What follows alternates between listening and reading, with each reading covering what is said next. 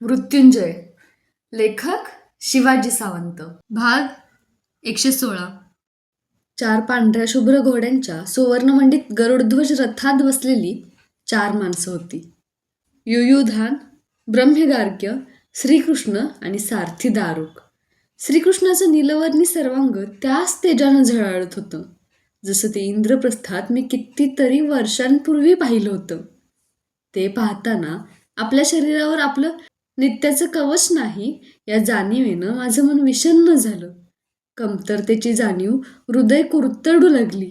माझ्याकडे पाहून यादवराज श्रीकृष्ण मंद हसला.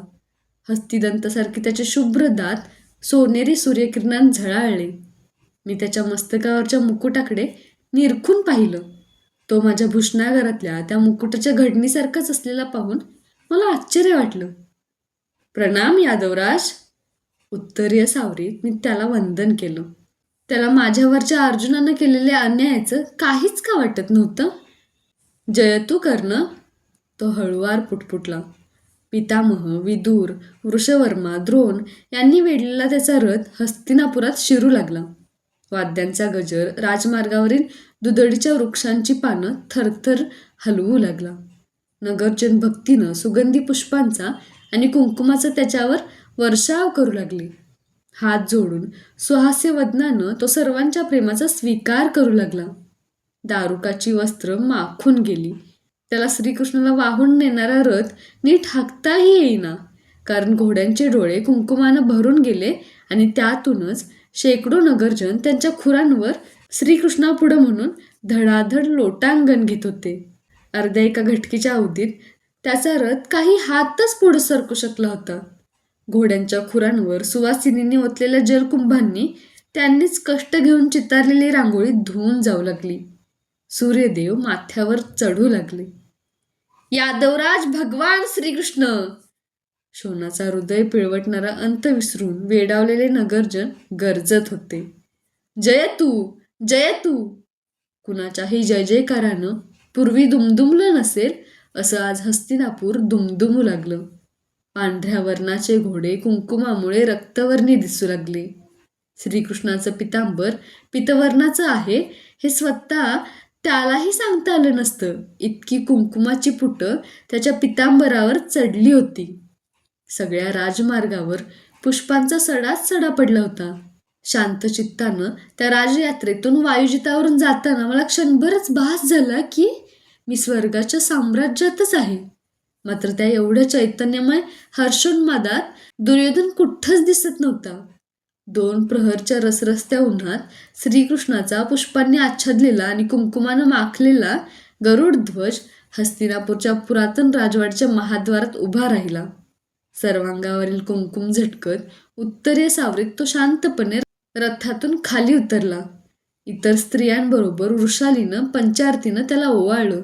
कुंकुमाचा एक तिलक थरथरत्या हातानं तिनं त्याच्या विशाल भाली चढविला. तिच्या जीवनातील श्रीकृष्णाला पाहण्याचा तो पहिलाच योग होता.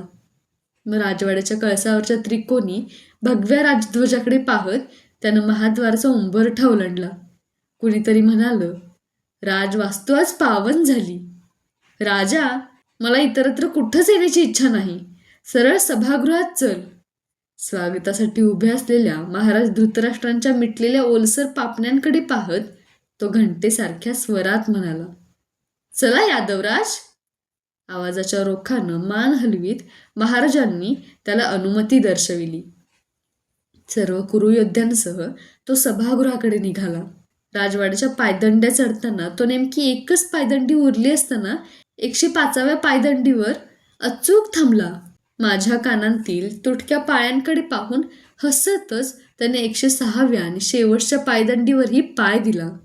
मला तर त्या पायदंड्यांचं काही औत्सुक्य राहिलं नव्हतं. शक्य असलं तर त्या सर्वच ढासळून देऊन त्यांनी मी शोणाची समाधी बांधली असती. राजसभागृहात शिरताच श्रीकृष्णानं त्या पुरातन सिंहासनाला मान नमवून प्रणाम केला. कुरूंचं मानचिन्ह असलेल्या चंद्रदेवांच्या ओतीव रजत प्रतिमेकडे पाहत पाहतच तो अमात्य वृषवर्माने दाखविलेल्या आसनावर शांतपणे विराजमान झाला. सर्वांनी आपापली आसनं घेतली. महाराज धृतराष्ट्र आणि महाराणी गांधारी देवी राजसिंहासनावर स्थानापन्न झाले. ही निर्वाणीची कदाचित शेवटची अशीच राजसभा होती. कृष्णाच्या दर्शनासाठी वेडावलेल्या योद्ध्यांनी सभागृह तुडुंब भरून गेलं होतं. माझ्या आसनावर बसून मी माझ्या पायांकडे पाहू लागलो. ते निमुळते का असावेत याचं कोडं जीवनाच्या या प्रदीर्घ धावेत अद्याप मला कधीच सोडविता आलं नव्हतं. अमात्य वृषवर्मा यांनी सभेचं प्रयोजन सांगून श्रीकृष्णाचं कुरूंच्या वतीनं रसभरीत वाणीत स्वागत केलं. खाली बसताना ते म्हणाले, आता यादवराज भगवान श्रीकृष्ण आपल्या आगमनाचं प्रयोजन स्वतःच सांगतील. सर्व कुरूंनी त्याचा शांतपणे विचार करावा. समय निर्वाणीचा आहे, अटीतटीचा आहे. उत्तरीय सावरीत श्रीकृष्ण आसनावरून शांतपणे उठला.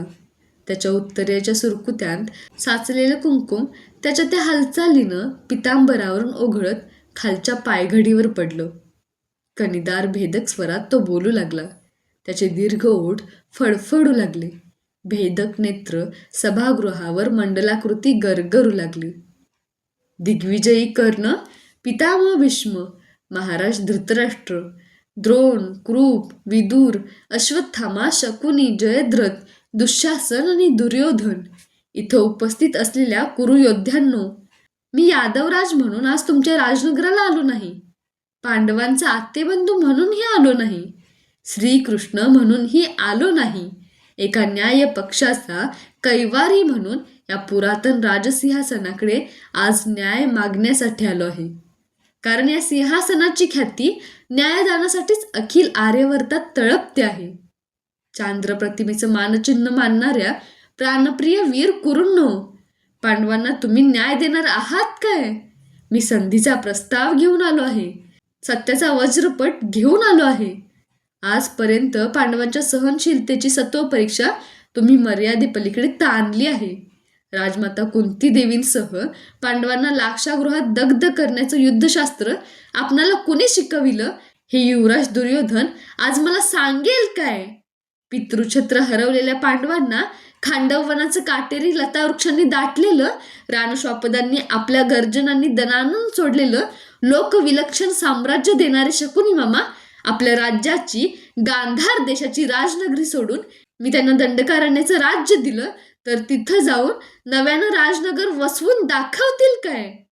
माझं द्वारकेचं राज्य पणाला लावून मी आज द्यूत खेळायला बसलो तर गांधार देश पणाला लावून माझ्याशी आज द्यूत खेळतील काय? आपली पत्नी पणाला लावून ती हरली तर रजस्वला असली तरी तिला या सभागृहात सर्वांसमक्ष खेचून आणण्याची संमती मला ते देतील काय? 13 वर्षांच्या यातनामय वनवासभर अनवाणी राहतील काय?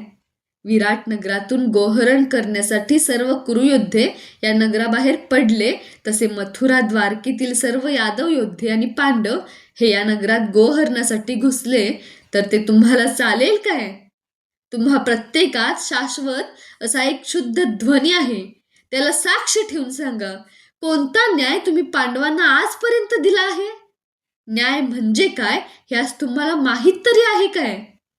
तरीही तुम्ही आणि पांडव मी एकच मानतो, सर्वांना कुरु मानतो. म्हणूनच आज भूतकाळातल्या कटुकृत्यांना अग्नी देऊन मी सांगत आहे की राजा धृतराष्ट्रा, पांडवांना त्यांचं अर्धराज्य देऊन भवितव्यातील विध्वंसनाचा विराट वनवा विझवून टाक. वास्तविक सम्राट पांडूंनी विश्वस्त म्हणून रक्षणार्थ स्वाधीन केलेलं हे राज्य जसंच्या तसं अखंडच तू त्यांच्या पुत्रांना परत केलं पाहिजे. बोल, तू तयार आहेस का या न्यायदानाला? आसुडाच्या प्रहारासारख्या त्याच्या शब्दाघातांनी सर्वत्र भीतीदायक शांतता पसरली. त्याला उत्तर देण्यासाठी महाराज उठत नव्हते. कुणीच काहीच हालचाल करीत नव्हतं. सांगा, कुणीही सांगा, तुमचा अंतिम निर्णय आहे तरी काय? तो पुन्हा सभागृहावर गरगर दृष्टी फिरवीत सर्वांना उद्देशून म्हणाला. त्याच्या कणीदार नादमय आवाजाची तीव्रता विलक्षण ताणली गेली होती. मी सांगतो, तुझ्या अफाट वक्तव्यानं गारठून गेलेल्या कुरुयोद्ध्यांचा अंतिम निर्णय मी आज तुला स्पष्ट शब्दांतच सांगतो. पांडवांना अर्ध राज्यही मिळणार नाही. दुर्योधन ताडकन उठून भुवया उडवीत आपली आखूड पण पुष्ट बोट डोलवीत म्हणाला, का नाही? त्यांचा या राज्याशी काहीच संबंध नाही. ते महाराज पांडूंचे पुत्र असले तरीही नाही. राज्याचं आजचं विभाजन उद्या त्याचे शत आणि परवा सहस्त्र तुकडे पाडील. राज्य म्हणजे 10 आश्रम कुमारांनी वाटून घ्यावं असं एक श्रीफल वाटते की काय पांडवांना? अर्ध राज्य नसेल तर नसू द्या, पण खांडव वनातील इंद्रप्रस्थाचं त्यांनी वसविलेलं, भरभराटीला आणलेलं त्यांचं राज्य तरी त्यांना परत देऊन टाकाल काय? जे न्याय आहे, सत्य आहे, त्याला दुराग्रहात कोंडू नको दुर्योधना. नाही, त्यांनी ते द्यूतात हरवलेलं राज्य आहे, ते तर त्यांना कधीच परत मिळणार नाही. दुर्योधन गदेचा प्रहार केल्यासारखा बोलत होता. ठिणग्यांना ठिणग्या स्पर्शत होत्या. सर्वसंहारक वनव्याला आमंत्रण देत होत्या. आश्रयासाठी निवारा म्हणून या विशाल हस्तिनापूर राज्यातील 5 ग्राम तरी त्या 5 बंधूंना द्यायला तू तयार आहेस काय? हाताची 5 बोटं एकत्र करून श्रीकृष्णानं 5चा आकडा दर्शविला. सर्व सभासद योद्ध्यांची हृदय हेलावली. कुजबूज सुरू झाली. ती वाढू न देताच दुर्योधन वरच्यावर तडकाफडकी म्हणाला, नाही नाही नाही, त्रिवार त्रिकाळ नाही. 5 ग्रामच काय, पण सुईच्या अग्रावर थरथरत उभा राहणाऱ्या धुलीच्या कणा एवढाही भाग या राज्यातून पांडवांना कधीच युद्धाशिवाय मिळणार नाही. इतकंच काय, पण हा नकार घेऊन परत जाणाऱ्या तुझ्या पायांना चिकटून येणारे धुलीकण सुद्धा पांडवांच्या हाती पडू नयेत म्हणून मी सेवकांकरवी ते झाडून घेतले असते. पण भगवान म्हणून घेणाऱ्या चेटक्या आणि ढोंगी श्रीकृष्णा, त्या निमित्तानं सुद्धा माझ्या सेवकांचेही हात तुझ्या गायींच्या मलमूत्रानं बरबटलेल्या अमंगल पायांना लागू नयेत अशी माझी इच्छा आहे. जा, तुझ्या संधीच्या प्रस्तावाची लोंबती लखतर पितांबरावर लपेटून घेऊन तू हस्तिनापूरच्या सीमेबाहेर जा, नाहीतर. दुर्योधन! श्रीकृष्णाचे ओठ थरथरू लागले. नेत्र आरक्त झाले. सर्व सभागृह क्षणापूर्वीचा त्याचा झालेला स्वागत सोहळा स्मरून हाय हाय म्हणून हळहळलं. कित्येक तर विजेचा चटका बसल्यासारखे उठून उभेच राहिले. माझे कान सुन्न झाले. डोळे मिटले गेले. माझ्या कानांशी आपले ओठ आणून दुर्योधन धुंदपणे पुटपुटला, कर्ण, सर्व उलथापालथीचं मूळ असलेल्या या गवळ्यालाच मी आज बद्ध करणार आहे. नगरजनांचा स्वागत सोहळा आठवत आठवत मथुरेच्या कारागृहात जन्मलेला हा गवळी कुरूंच्या कारागृहातल्या अंधारातच नष्ट झाला पाहिजे. तीच त्याची योग्य जागा आहे. त्याचे शब्द माझ्या कानात तप्त लोहरसासारखे शिरले. वळवळणाऱ्या विषारी भुजंगासारखे ते माझ्या मस्तकाला डंख मारू लागले. कधी नव्हता तो विरोध दर्शवीत मी त्याच्यावर ओरडलो, दुर्योधना, तू शुद्धीवर आहेस काय? कुणाला बद्ध करण्याची स्वप्न पाहतो आहेस तू? कर्ण, त्याच्या राज्यात असतील तेवढे साखळदंड आणून सामर्थ्य असेल तर मला बद्ध कर म्हणावं. श्रीकृष्णानं क्षणात आपले विशाल नेत्र मिटून घेतले. क्षणभर माझं मन हरपलं. मला भास होऊ लागला की उतू जाणाऱ्या दुधासारखं त्याचं शरीर कणकणांनी स्फुलंगू लागलं आहे. क्षणार्धात त्याच्या मुकुटाचा शिरपेस सभागृहाच्या थेट छताला जाऊन भिडला. त्याचं ते विशाल रूप धारण केलेलं शरीर पुन्हा एकदा दिव्य तेजकणांनी ओतप्रोत भरलं. वादळी वाऱ्यालाही मागं टाकतील असे ते तेजकण चरणांपासून मस्तकापर्यंत कितीतरी प्रचंड गतीनं नुसते गरगर फिरू लागले. सभागृहातील पाषाणाचे कोरीव स्तंभ त्याच्या दिव्य शरीरातून निघणाऱ्या असह्य प्रकाशवलयांनी वितळतील की काय असंच मला वाटू लागलं. सर्व कुरुयोद्धे, ऋषीमुनी, सेवक सेविका भयग्रस्त होऊन त्या विराट देहापुढं लोटांगण घेऊ लागले. अंगावर कवच नसल्यामुळे त्याच्या तेजस्वरूपाची झळ आता मलाही पोहोचत होती, सोसवत नव्हती. कुंभासारख्या गोलाकार असलेल्या ते तेजस्वी मुखातून शब्द सुद्धा तेजाचं रूप घेऊनच बाहेर पडू लागले. सभागृहाच्या छताला छेदू लागले. मी भानावर आलो त्यावेळी श्रीकृष्णाचे शब्द माझ्या कानांवर पडले, युद्ध, युद्धानं कुणाचेही प्रश्न मिटणार नाहीत. युद्ध हा मानवी क्रौर्य उखडून काढण्यासाठी योजावा लागणारा पण तेवढाच कठोर अंतिम उपाय आहे.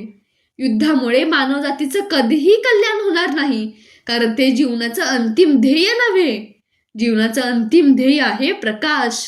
ज्ञानाचा, विज्ञानाचा, आत्म्याचा प्रकाश. तुम्हा सर्वांना तो प्रकाश युद्धातील मृत्यूतच मिळणार असेल तर मीही पाहिजे तसलं भयान महायुद्ध पेटवीन. ज्या मातीतून तुम्ही जन्माला आलात, जिच्या अंतरंगातून रस घेतलेलं धनधान्य खाऊन वाढलात, त्या मातीतच तुमचं उत्तान शरीर चैतन्यहीन करून मिसळून टाकीन. हे युद्ध जगाला तुमचा अहंकार, मार्गच्युतता, कपट, क्रौर्य, सूड या राक्षसी विकारांचीच कथा पिढ्यानपिढ्या ऐकवीत राहील. म्हणूनच लक्षात ठेवा, या युद्धात मी स्वतः हाती शस्त्र धरणार नसलो तरीही धरतीला भारभूत झालेली तुमची माजलेली उन्मत्त शरीर तिच्याच मातीत एकरूप करीन. वाचा बंद झाल्यासारखे सर्वजण निशब्द झाले होते. एकट्या महाराज धृतराष्ट्रांना दृष्टी नसल्यामुळे राजसभेत काय प्रकार घडतो आहे त्याची नीट कल्पनाच आली नसावी.